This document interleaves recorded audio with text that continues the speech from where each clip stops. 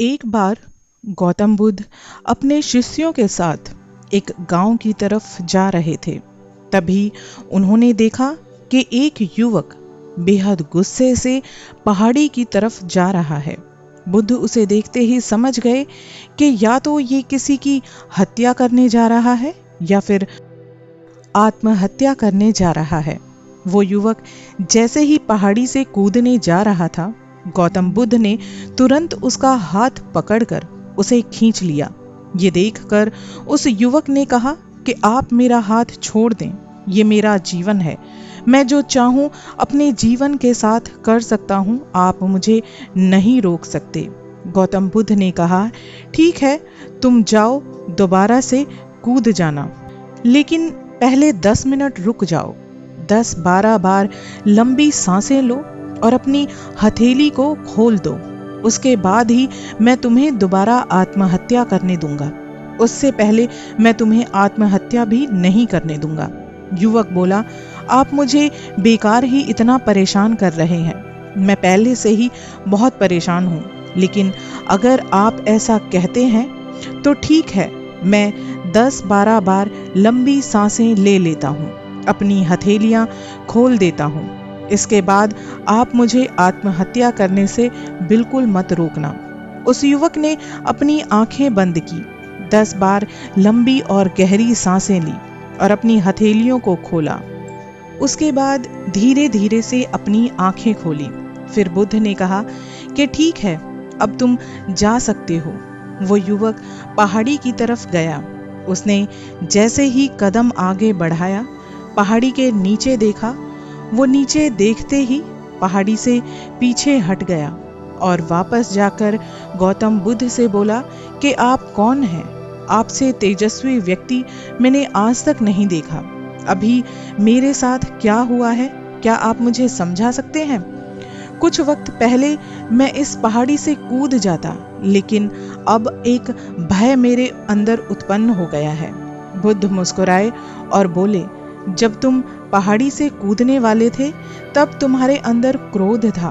क्रोध सोचने समझने की शक्ति को नष्ट कर देता है। हमारी बुद्धि उस वक्त काम करना बंद कर देती है।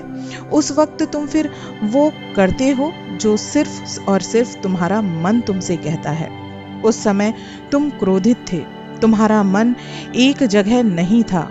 उस समय तुम खुद को बस खत्म कर देना चाहते थे। लेकिन जब तुमने अपनी आंखें बंद करके लंबी सांसें ली और अपनी हथेलियों को खोला, तब तुम्हारा दिमाग और मन दोनों शांत हो गए और तुम्हारी नकारात्मक ऊर्जा सकारात्मक ऊर्जा में बदल गई, जिसके कारण तुम्हारी बुद्धि को नियंत्रण प्राप्त हुआ और तुम सही निर्णय लेने में सक्षम हो सके। युवक बोला कि आप आखिर हैं कौन? बुद्ध ने कहा, ये जगत के लोग मुझे बुद्ध कहते हैं। युवक बुद्ध के चरणों में गिर गया और बोला, हे बुद्ध, आप मुझे अपनी शरण में शामिल कर लें। मैं तो अपने पिता को सबक सिखाना चाहता था, इसलिए मैं आत्महत्या करने के लिए जा रहा था। बुद्ध ने कहा कि आत्महत्या करके कोई इस शरीर के साथ कुछ भी नहीं कर सकता। जब तक हमारे पास ये शरीर है, हम कुछ भी कर सकते हैं, लेकिन यदि ये शरीर हमारे पास नहीं होगा तो हम कुछ भी नहीं कर सकते। युवक कहता है कि आप सही कहते हैं, लेकिन आप नहीं जानते कि मेरे पिता ने मुझे बहुत अपमानित किया है। वो मुझे हर बात पर टोकते हैं। बचपन में वो मुझसे बेहद प्रेम करते थे। उसके बाद उन्होंने मुझे शिक्षा प्राप्त करने के लिए गुरुकुल भेज दिया। मैं हमेशा सोचता था कि मैं गहन अध्ययन करके उनका नाम रोशन करूंगा और ये सब देखकर वो बहुत खुश होंगे। जब मैं शिक्षा पूरी करके वापस आया, तब मैंने अपने पिता को बताया कि मैंने सारे शास्त्र और सारे वेद उपनिषद कंठस्थ कर लिए हैं और मुझसे बड़ा ज्ञानी कोई नहीं है। तब वो खुश होने के जगह मुझसे कहते हैं कि अपने आप को ज्यादा ज्ञानी होने के भ्रम में मत डालो, ना ही खुद इस अहंकार में जाओ कि तुम बहुत ज्ञानी हो। मैं तो उन्हें दिखाना चाहता था कि मैंने कितना गहन अध्ययन किया है। मैं बड़े बड़े शास्त्रार्थ में जाने लगा। सभी मेरे ज्ञान से प्रभावित होने लगे। सभी ने मुझे महान ज्ञाता भी मान लिया। लेकिन मेरे पिता ने ऐसा कभी नहीं माना। वो मेरे शास्त्रार्थ के बीच पहुंच जाते और मेरे बताए ज्ञान में कुछ न कुछ कमी निकालने लगते और सबके आगे मुझे अपमानित करते। वो मेरे साथ रहने वाले मित्रों को भी अपमानित करते थे, ये कहकर कि वो मेरा जीवन बर्बाद कर देंगे, क्योंकि वो मेरे ज्ञान की प्रशंसा करते थे। मैं समझ नहीं पा रहा था कि वो ऐसा आखिर कर क्यों रहे हैं। तब मेरे मित्रों ने मुझसे कहा, क्योंकि वो मेरे जितना ज्ञान अर्जित नहीं कर पाए, इसलिए वो आपसे ईर्ष्या करते हैं। एक दिन मेरी उपाधियों के कारण मेरे मित्रों ने मुझे मदिरा पान कराया और ये बात मेरे पिता को पता चल गई। वो मुझे ढूंढते ढूंढते वहां पहुंच गए और मुझे वहां सबके सामने थप्पड़ मार दिया। मुझे बहुत अपमान महसूस हुआ।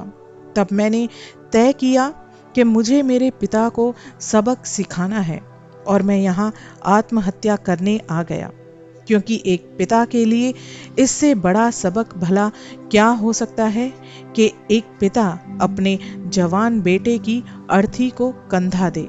मैं उन्हें उनके अपशब्दों का, जो उन्होंने मेरा अपमान किया था, मैं उनको उस गलती का एहसास कराना चाहता था। बुद्ध मुस्कुराए और बोले, मुझे तुम एक बात बताओ, जो ज्ञान तुम्हें आत्महत्या करने के लिए प्रेरित करे, तो वो ज्ञान किस काम का, वो कहाँ से अच्छा हुआ, जो तुम्हें एक गलत काम करने तक नहीं रोक सकता? उस ज्ञान को भला तुम कैसे अच्छा बता सकते हो? युवक ने कहा, आप सही कहते हैं बुद्ध।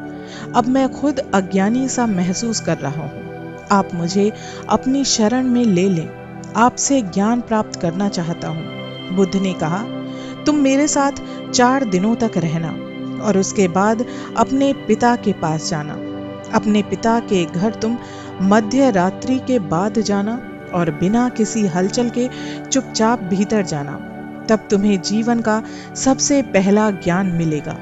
वो युवक 4 दिनों तक बुद्ध के पास रहा और उसके अगले दिन पिता के पास चला गया। जब मध्य रात्रि वो अपने घर पहुंचा तो उसने देखा कि उसकी माँ बिस्तर पर बीमार पड़ी हुई थी और युवक के पिता से कहती है कि तुम्हारी सख्ती के कारण आज मेरा बेटा मुझसे दूर है। अगर तुम इतने सख्त नहीं होते तो वो आज घर छोड़कर नहीं जाता। वो युवक अपने पिता की तरफ देखता है। वो कहता है कि जिनकी आंख में आज तक आंसू नहीं थे, आज वो आंखें नम लेकर बैठे हैं। उनके पिता कहते हैं कि मैं उसे दुख नहीं देना चाहता था, बस उसके अंदर अहंकार ना आ जाए, उसे अहंकार से दूर करना चाहता था। तभी उसके अंदर की कमियों को वहां जाकर बताता था, ताकि मुझे सुनकर कोई और भी उसकी कमी उसको बता सके और उसे अपने ज्ञान पर घमंड ना हो, क्योंकि व्यक्ति का अहंकार उसे हमेशा लेकर डूबता है। लेकिन उस भीड़ में मेरे सिवा कोई ऐसा नहीं था जो उसको उसकी गलतियों के बारे में बताता। तब मैंने तय किया कि मैं उसे उसकी गलतियों से जरूर अवगत कराऊंगा। लेकिन वो मेरी ना सुनकर हमेशा अपने मित्रों की ही सुनता था। और एक दिन जब उसने मदिरा पान किया, तब मेरा दिल बहुत दुखी हुआ और तब मुझे लगा कि शायद मेरी परवरिश में ही कोई कमी थी। मैं ही अच्छा पिता नहीं बन सका जो मेरे बेटे ने ऐसा किया। लेकिन तुम चिंता मत करो, मैं उसे कहीं से भी ढूंढ कर ले आऊंगा। जितना प्यार तुम उसे करती हो, उससे ज्यादा प्यार मैं उसे करता हूँ। युवक की माता कहती है कि मैंने उसे हर जगह ढूंढा, लेकिन वो मुझे कहीं नहीं मिला। मेरा मन कहता है कि यहाँ से कुछ दूर एक गांव में गौतम बुद्ध रुके हैं। वो जरूर वहीं होगा। तुम उसे वहां जाकर ढूंढो। ये सारी बातें युवक खड़ा होकर सुन रहा था। उसकी आंखों से आंसू लगातार बह रहे थे।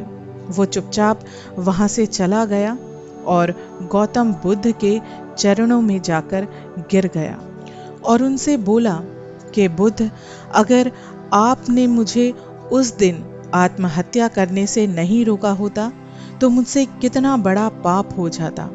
बुद्ध ने युवक से कहा कि इस जीवन का सबसे बड़ा पाप ही आत्महत्या है। ये जीवन तुमने खुद नहीं लिया है, बल्कि ये तुम्हें दिया गया है। इस पर तुम्हारा कोई हक नहीं है कि तुम उसे नष्ट कर सको। कल सुबह तुम्हारे पिता यहाँ वापस आएंगे। कल सुबह तुम उनके साथ जाकर उनके ऋण को उतारना। युवक ने कहा, हे बुद्ध, मुझे मेरा सारा ज्ञान व्यर्थ ही लगता है। मैं सबसे बड़ा ज्ञानी नहीं, बल्कि सबसे बड़ा अज्ञानी हूँ। अब मैं आपके साथ रहकर आपसे ज्ञान प्राप्त करना चाहता हूँ। मुझे अपने संग में कृपया करके आप शामिल कर लें। बुद्ध ने कहा, कल सुबह जब तुम्हारे पिता आएंगे तब तुम उनसे बातचीत करना और उनसे आज्ञा लेना, और तब तुम्हें लगे कि तुम्हें ज्ञान प्राप्ति की जरूरत है तो संघ के दरवाजे सभी के लिए खुले रहते हैं।